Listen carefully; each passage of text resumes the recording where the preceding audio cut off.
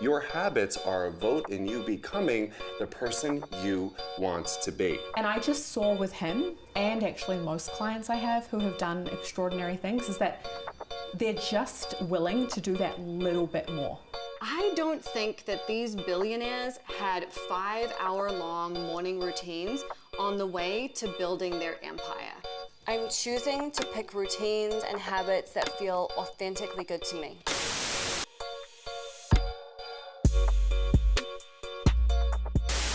Welcome to Vortex Vision, the show where you are the star, and I'm your host, Gala darling. In this episode, we are talking about the secret routines of the rich and famous, because who doesn't want to know that?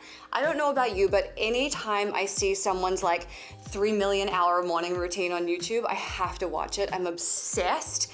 But the thing is that sometimes we see those things and make ourselves wrong for not doing it all. And in this episode, we're gonna completely dismantle that and help you build a morning routine that actually, genuinely feels good to you and helps you be the best version of yourself. In this episode, we're gonna talk to a breathwork practitioner who's gonna tell us the secrets of a very famous YouTuber and how they run their morning, which I think you're gonna really enjoy. We're also going to talk to our astrological correspondent about how you can use your astrology to build morning routines that really work for you and your unique constitution. I'm gonna answer some questions from the audience on the High Vibe hotline. And finally, we're gonna do some tapping where I'm gonna make it really easy for you to create routines that really feel good to you. I feel like a place where we get really tripped up with habits and routines is this feeling that we need to be consistent every single day. Like no matter what's going on, no matter what's happening with your family or your work or your health, you have to stick doggedly to this morning routine. And the truth is that's just not realistic for most people.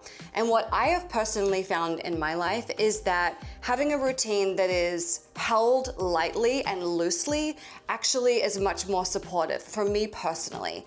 When I was about 22 years old, I discovered tapping for the first time, and it really changed my life. I was in a very bad place. You can't tell from my outfits these days, but I was deeply goth and I was deeply miserable.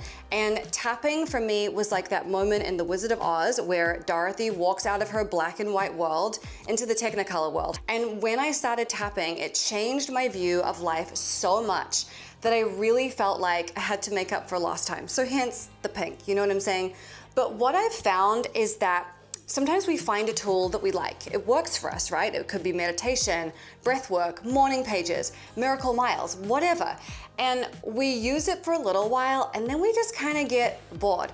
We get distracted. Maybe we watch somebody else's morning routine video and we're like, I'm gonna try cold plunging. And we really cast aside that thing that was actually working for us really well. So what I've found, even though I have experimented with many different routines and habits over the years, is that I always come back to tapping. And what I would really encourage is if you find something that works for you, go deep into that rather than going wide and being kind of a jack of all trades. Try to really master the one that works for you, because there will be something that works for you.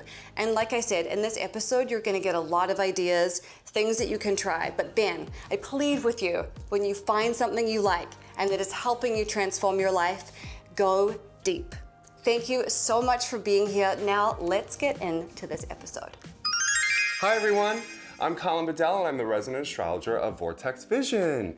And I'm here to talk to you about your habits. Now before you X out because habits are considered unsexy, stay with me here because it turns out that according to James Clear's work in Atomic Habits, your habits are a vote in you becoming the person you want to be. So as a practicing astrologer for about 8 years, I've noticed that there seems to be particular patterns associated with what's called the modalities in astrology and how they have particular philosophies on habits. So why are we talking about habits? Once again, because when you're really clear about why habits are essential and you really are committed but not captive by them, you will notice small changes cumulatively over time and you will, I would argue, step into the life you've always dreamt of living into. Now, the 3 modalities in astrology are called cardinal, fixed, and mutable. And frankly, this is actually my favorite grouping when considering the ideas on each particular zodiac sign. Now, the 4 cardinal signs are Aries, Cancer, Libra, and Capricorn, and they're the cardinal signs because they initiate a season. So if you were born during one of those 4 seasons, you were born at the beginning of a particular season. And so when thinking about how the cardinal signs experience habits, what's incredibly important to remember is that sometimes it is difficult for the cardinal signs to implement habits because there's so much energy. They're just so excited by the possibility of new possibilities because it's the beginning of something and they don't even know where to start. They just like it all, right? And hey, we love that. That's a strength. But in helping you maximize your habit formation, I want you to be very clear, cardinal signs, Aries, Cancer, Libra, and Capricorn, about minimizing the likelihood of environmental distractions. So in thinking about your habits, it's incredibly imperative that you look at your environment and ask yourself, is it supporting my habits, right? So maybe you could even make sure that certain notifications are minimized on your phone, or you can have a particular corner of your living space that doesn't allow for technological and social interruptions. Because it turns out that your environment is absolutely consequential to the likelihood of you sustaining and implementing your habits. Now, the fixed signs are Taurus, Leo, Scorpio, and Aquarius. And they're the fixed signs because if you are one, you were born at the peak of a season, the magnum opus of a particular zodiac season. And so astrologers argue, myself included, that the fixed signs are systemic thinkers. What do I mean by that? That they love systems. They absolutely love ensuring that they have particular organized methodologies that cultivate whatever it is that they want to experience in their well-being. So whenever I'm talking to a Taurus, Leo, Scorpio, or Aquarius around their habits, I ask them, well, what's one that you can make that feels like it's compounding? In other words, are you choosing a habit that cultivates mind wellness, emotional health, somatic healing, and spiritual development? There's the habit right there. So what you'd want to think about if you're a Taurus, Leo, Scorpio, or Aquarius is asking yourself, what's the system? What's the methodology? What's the process? Fixed signs really love a certain level of pre-established expertise. So if you are one of the 4 fixed signs, you may want to think about, has a particular person who you really admire already developed a habit formation system? And the reason why it's really essential for you to think about systems is because in James Clear's work, Atomic Habits, who's really wrote the literal book on making sure that we all have healthier relationships to habits, he argues about habit compounding. So what that means is that if you start with one thing, i.e. say your physical wellness, all of a sudden you'll go, okay, that wasn't so bad. Maybe I'll meditate too. And then all of a sudden you went from physical habits, i.e. working out, to now you're meditating 10 minutes a day. And then you said, all right, that also wasn't too bad. Is there maybe some spiritual activity that I can engage in as well? Because we are spiritual beings having a human experience. So I would love for you to really commit, but not be captive by a mind, body, somatic, and spiritual system that helps you incorporate your habits on a consistent and concrete basis. Now, I'm sure if you're a mutable sign, Gemini, Virgo, Sagittarius, or Pisces, as soon as you heard me discuss habits, you were the first one ready to X out of here, so I'm really proud of you for staying. And the reason why that I am is because I think when it comes to the mutable signs, we can be very, anti-routine, anti-system, we want our freedom, don't bother us, right? And I'm right there with you. I actually am a Gemini stellium, so I'm talking to me as well. And what I want to encourage is an idea known as small goals only. So if you are a Gemini, Virgo, Sagittarius, or Pisces, it's incredibly important that when it comes to your habit formation, you're crawling before you're sprinting and you're not doing too much, too fast, too far, too soon. There's real wisdom in mastering the fundamentals first. Now, when I say small goals only, I guarantee you that you're not thinking quite small enough, size queens, okay? Because when I mean small goals, I mean, turns out that there was an Olympian who actually started working out only 3 times a week for 5 minutes at a time. That was in James Clear's work. That's what I mean by small goals only.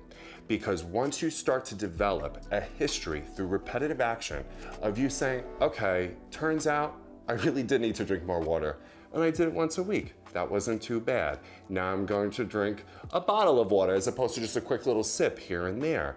You will start to develop a level of reliability and trust in yourself when you realize that small goals only, cumulatively over time, is the most effective approach for you to implement your habits. So that concludes the astrological exploration of habit formation by the cardinal, fixed, and mutable signs. I hope it was generative for you. You can find me at colinbedell.com and on socials at Queer Cosmos. See you there. Welcome to this amazing interview. I've already decided it's going to be amazing with my amazing friend Helle Weston. She's a fellow Kiwi, so I'm like deeply excited about it. And we're going to be talking about routines and rituals and creating habits for ourselves that really make us feel good. Helle is one half of the deeply epic Owaken Breathwork with her partner Lucas Mack. And she teaches people all over the world how to use breathwork to regulate their nervous system. It's such a powerful practice.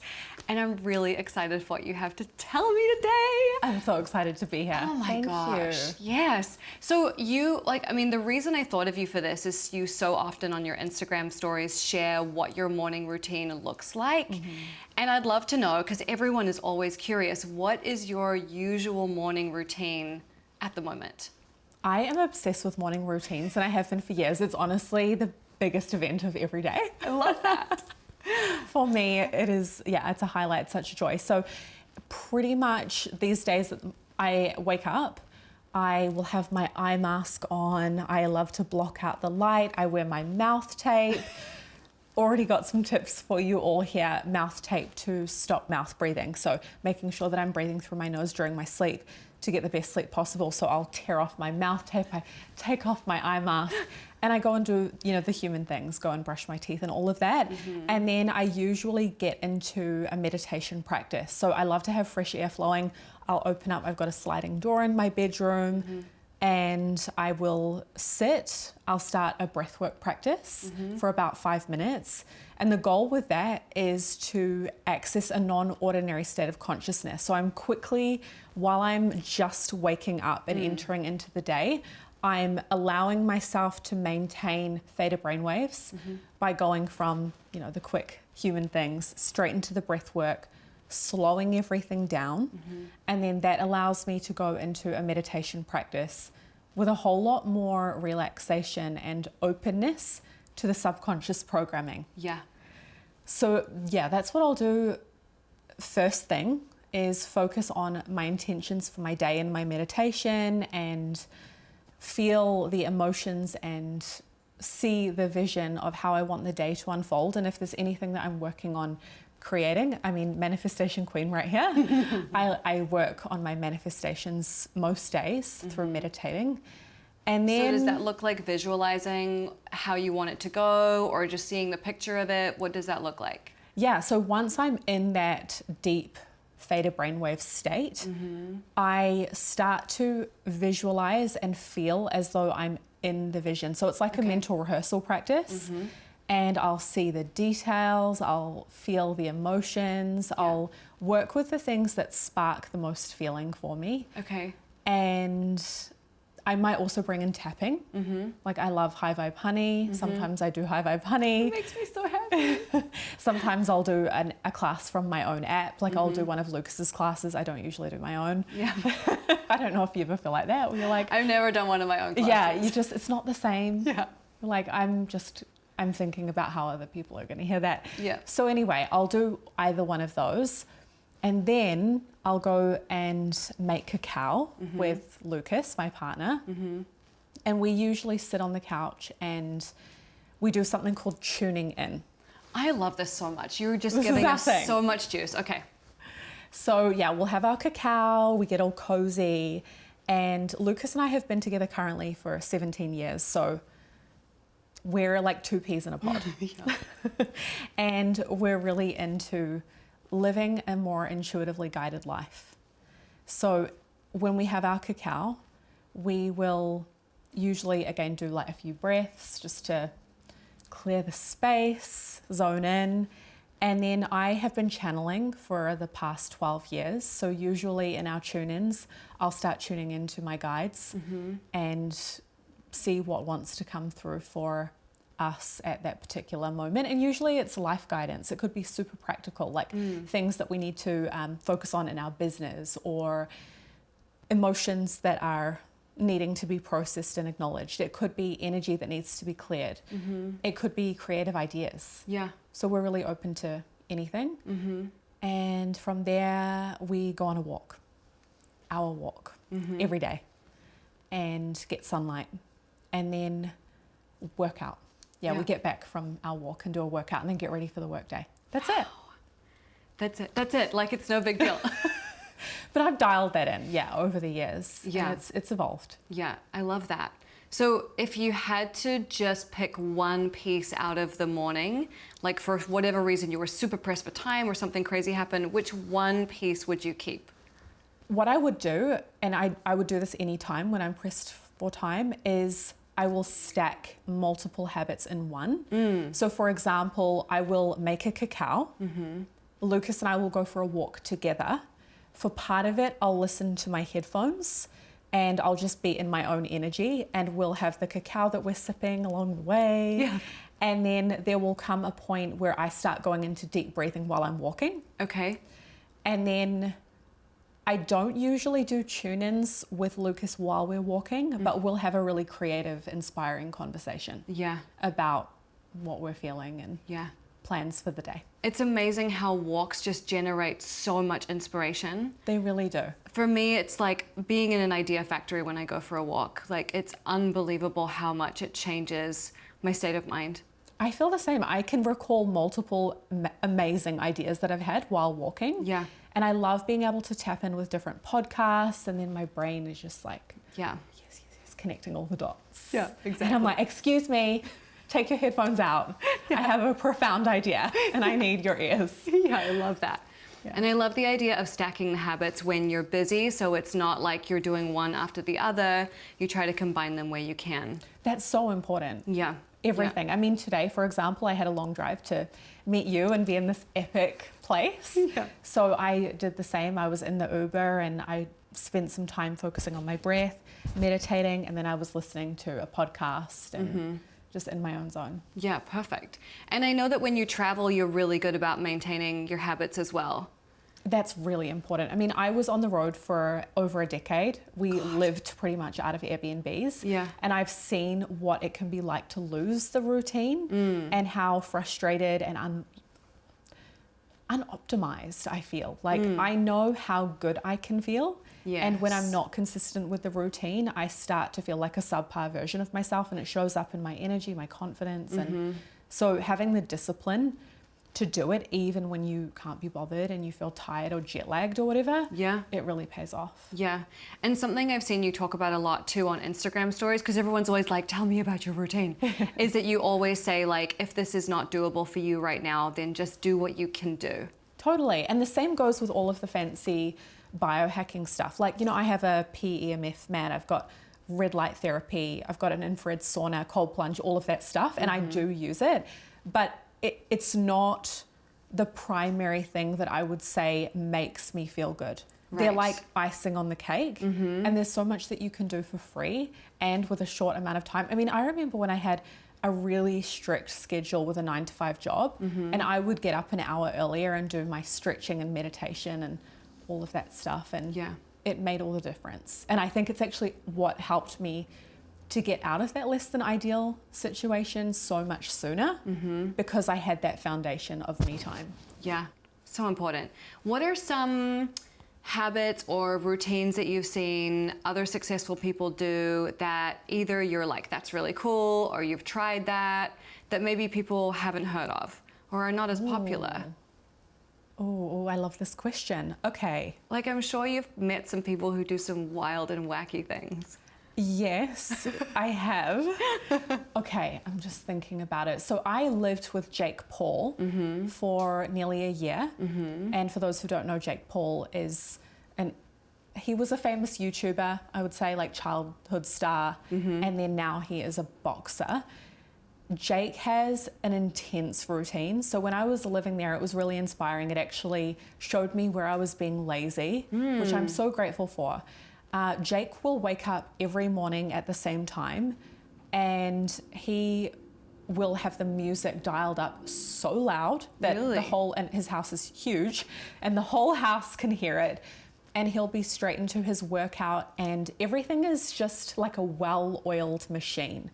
So he's incredibly good at outsourcing things that need to get done so that he can focus on his particular routine. And then he'll be doing the ice baths after his workouts or beforehand, depending on what he needs with recovery, and have his nutrition super dialed in. And he does breath work and meditation as well. So there are a lot of the same types of things. He'll get on into oxygen therapy, hyperbaric chamber, all sorts of biohacking stuff. Yeah. Yeah. I think there are variations that are a little more bougie, but the main takeaway, honestly, is the discipline and the commitment to be unreasonable about it. What I saw was that as a sensitive person, I had gotten a little soft for a while there. Yeah. And I was like, no, I'm tired. Like, I need bubble wrap around me. Yeah. I don't have the energy for this. And I think there's a way, like I was saying, to adapt your routines, but to still be in the pursuit of high performance and optimization. And I just saw with him, and actually most clients I have who have done extraordinary things, is that they're just willing to do that little bit more. When other people are like, no, I'm done. Like, I'm uncomfortable now. Yeah. They're like, well, I'm uncomfortable, but if I do another lap, then I'm a lap ahead of my competition. Yeah. And there is a competitiveness to it that coming from New Zealand, I didn't have. I don't know if you feel it. I'm not competitive at all. I'm just not wired. Even in like sport, athletic, anything, I'm just not competitive. Neither. But then being around them, I started to appreciate healthy competition. Yeah. And I think, the old cliche of like, you're only competing with yourself. But sometimes it's helpful to tap into that fiery side where you're like, no, I'm not letting myself fall behind. Yeah. Like, I'm going to be unreasonable and I'm going to go. And I was too humble to even entertain being competitive. Interesting. For a really long time. But yeah, being around them, I was like, okay, damn, they're really competitive. Yeah. And that can be such a beautiful thing. It really can push people to do extraordinary things. Yeah. When they can harness that competition energy in a really healthy way. Yeah, I love that. So, okay, talk to us about breath work. How did you get into breath work? How long have you been doing it? Okay, so I started breath work in 2016. Okay. And then studied in 2017 from memory. That was in Bali. And I found out about breath work through a client of mine. I had no idea what it was. I was thinking, okay, great, yoga, meditation. Yeah. It's along those lines. I had no idea how powerful it was and how much it would help me to actually directly experience connection to spirit. Because as a seeker for so long, I had been used to reading books and contemplating spiritual ideas or going and seeing psychics and being told things. Right. But it didn't feel direct, like my hotline to the universe. So then when I started doing the breath work, I realized it's like opening the channel. Right. So you do your breath work, you experience a shift in your brainwave activity and how your nervous system's functioning. You can go more into a parasympathetic state through breath work, or you can also go more into a sympathetic state, depending on your intention. And from there, your intuition becomes a whole lot clearer and louder. So that's one part. And then the other part, which you and I have really connected on, is the power of breath work to process emotions. Oh my God, to feel. Yeah. And how many of us aren't feeling? Yes. We're using coping mechanisms and we feel numb and we feel frustrated and we don't know how to process it.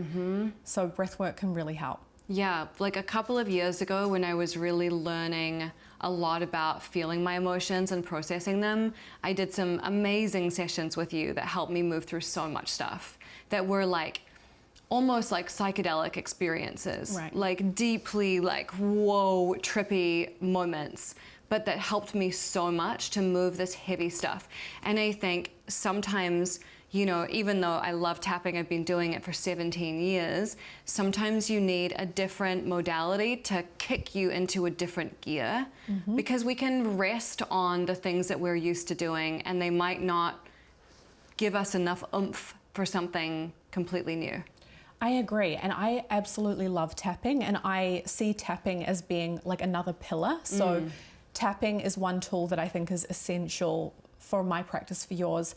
Breathwork's just another one. It's like apples and oranges, you know? So with the breath, one of the things that I've seen be so helpful for people is it can actually help you to access emotions and memories that have been needing acknowledgement that you didn't know were a block or an issue for you. So they can be so suppressed that you don't even know that it's what's holding you back. Yeah. I can't tell you how often I hear people say, I had no idea that that memory from, let's say, childhood, or that thing that happened in this job was still unprocessed, and that it was actually connected to this behavior that I've been struggling with, or why I keep attracting these types of situations. So it's like we get to go all the way down into the operating system and pluck out the weed that we didn't know was there. Yeah.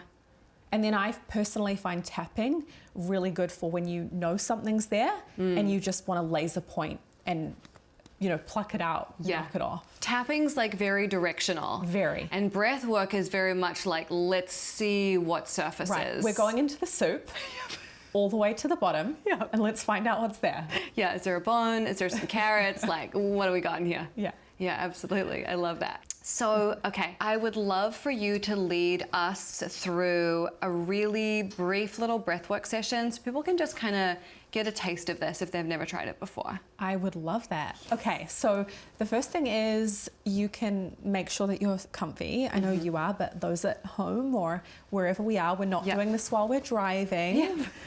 And if you want to, you can close down your eyes, or you can find a place to gaze that's maybe close to the floor or a wall in front of you.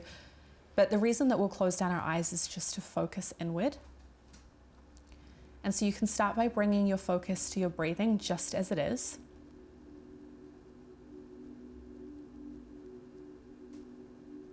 And I invite you to breathe in and out of your nose if you're not already. This is the ideal way to breathe in our everyday lives.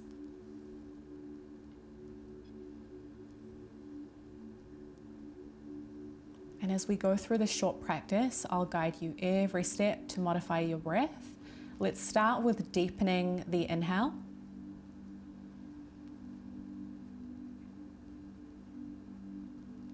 And extending the exhale.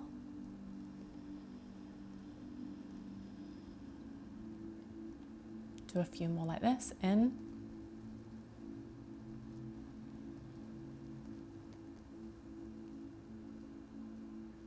Out.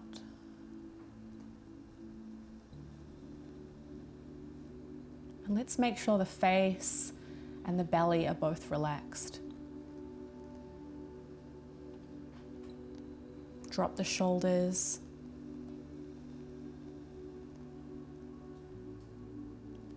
All right, inhaling. And now let's exhale out of the mouth. Mouth is relaxed open, and it's a soft sigh. Inhale.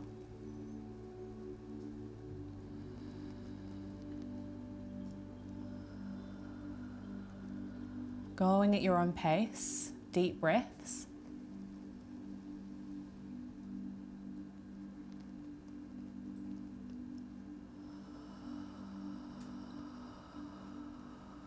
And let's increase the intensity just a little bit. So breathe even more fully on the inhale. Exhale fully. And if you've been slouching at all, this might be the time to rise tall and let that full inhale fill up your lungs.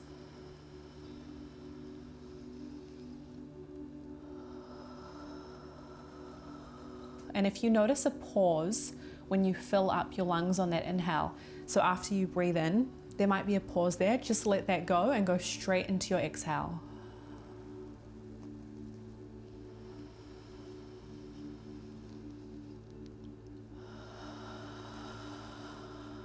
so it becomes circular, like a wheel, fully in, and then letting it all go.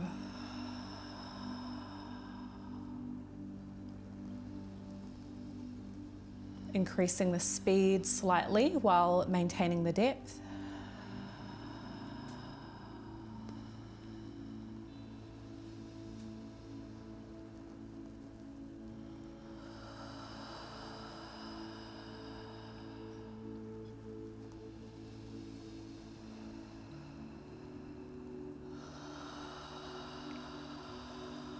And now let's increase the speed just a little bit more, keeping the depth.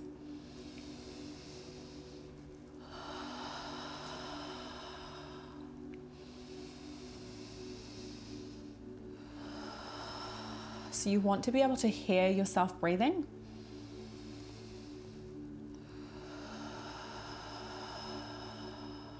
Let's do 3 more. Exhale. 2 more.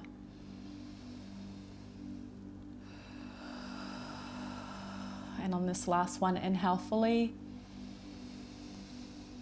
And then once you exhale, hold your breath on the empty, holding your breath for 10 seconds.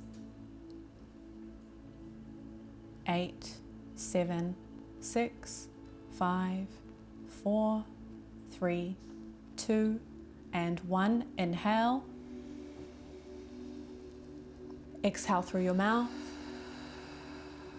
And allow your breath to return to nasal breathing now, eyes still closed or focused on that point that you're gazing at. And asking yourself, what does my inner guidance want me to know right now? Maybe it's a takeaway from this conversation, something that you're feeling inspired about or you want to take action on after we complete this practice.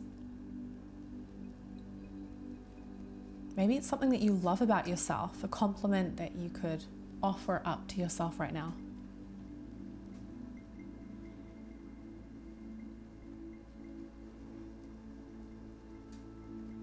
And then when you're ready, again, feel your breath flowing.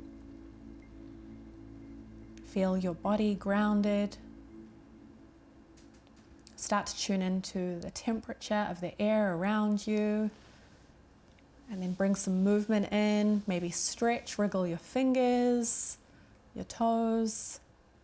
And then blink open your eyes or move your gaze around the space. Notice how you feel. Wow. How are we feeling, Gala? That was very special. So quick. So quick. And so potent. So potent. Like, talk about a major paradigm shift, and I don't know how long that was. That was quick. Right. And when people hear about breathwork, they're like, okay, cool, you're going to teach me how to breathe, like groundbreaking. Yeah. But you don't know until you try it. Yes. And it's a resource that's really hidden in plain sight. So once you learn how to use it, you can start to use it to regulate your nervous system, your emotions, to connect more clearly to living in the vortex, baby. That's what it's all about.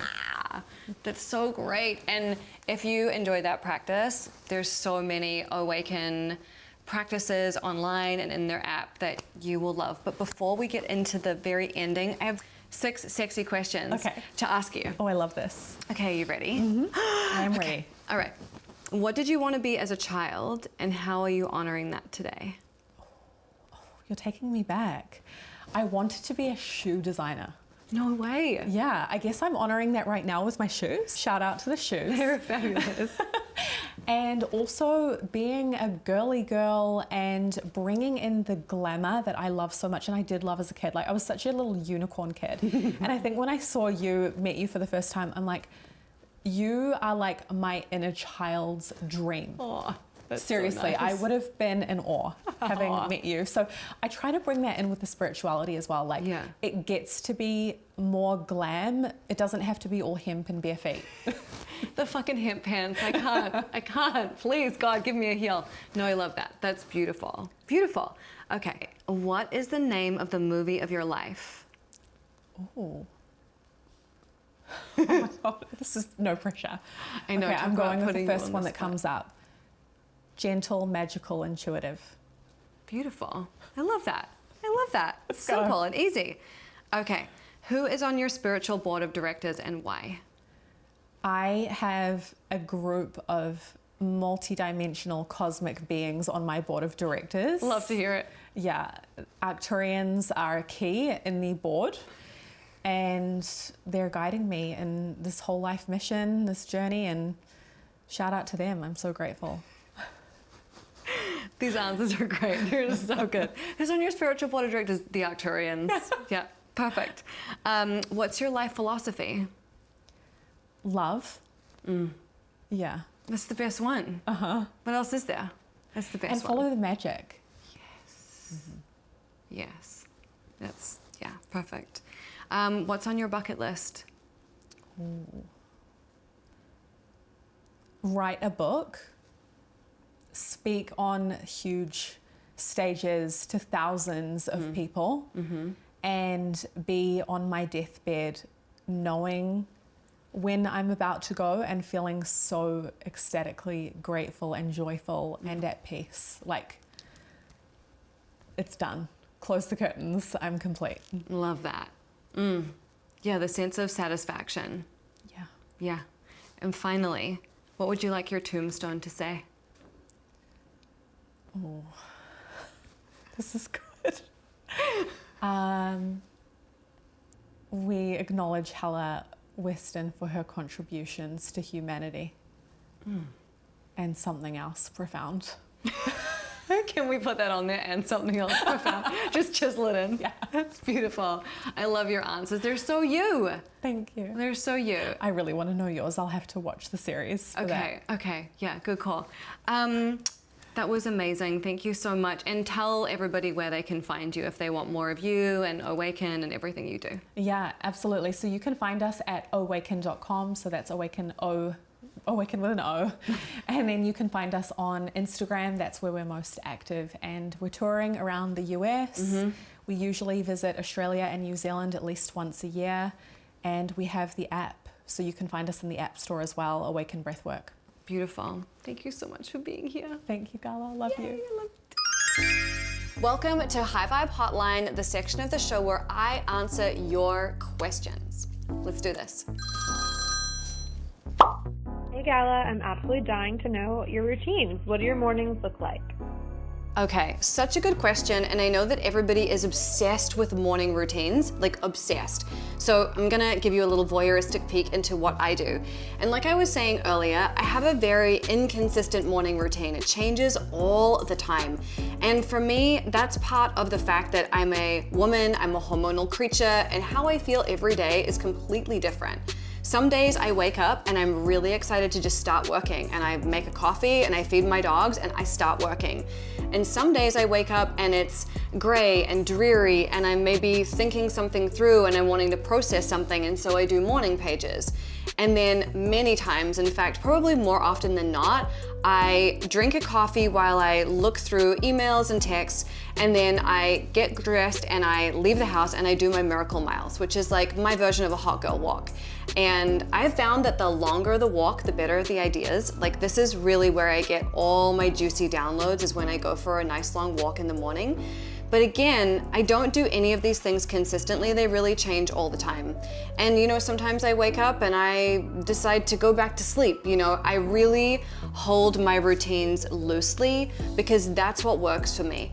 And everybody's different. Some people really like to do the same thing every day, and that's totally okay if that works for you. But I just want to encourage you to play with it. Like, do different things, experiment with what makes you feel good. Like, for example, my fiance does cold plunging and sauna every morning.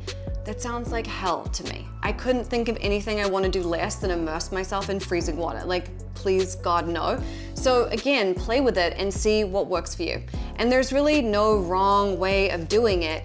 It's like, does this thing that I'm doing set me up to have a great day, or does it not? And it really can be as simple a question as that. Okay, next question. How do you know when habits are actually going to lead to your long-term goals. It feels like there are so many things I could be doing in my routines to get there, but I feel overwhelmed to do them. So there is like this myth on the internet that if you wake up at 3:30 and cold plunge and meditate and drink cacao and beat yourself with a stick, that's how you're gonna become a billionaire. And I want to disavow you of this notion right now. Because when billionaires make their morning routine videos for you, number one, are they really a billionaire? Do you really know? Like, I don't know. A lot of people talk a lot of stuff on the internet that's not necessarily true. So firstly, like, take everything with a grain of salt. But secondly, I don't think that these billionaires had 5-hour-long morning routines on the way to building their empire. I think their fabulous 5-hour routine came much later when they had a lot of freedom and a lot of grace to fuck around in the morning. I was really fortunate that when I was building my business in 2007, there wasn't any of that content about the ideal morning routine, because I think I would have been just as distracted by it as everybody is.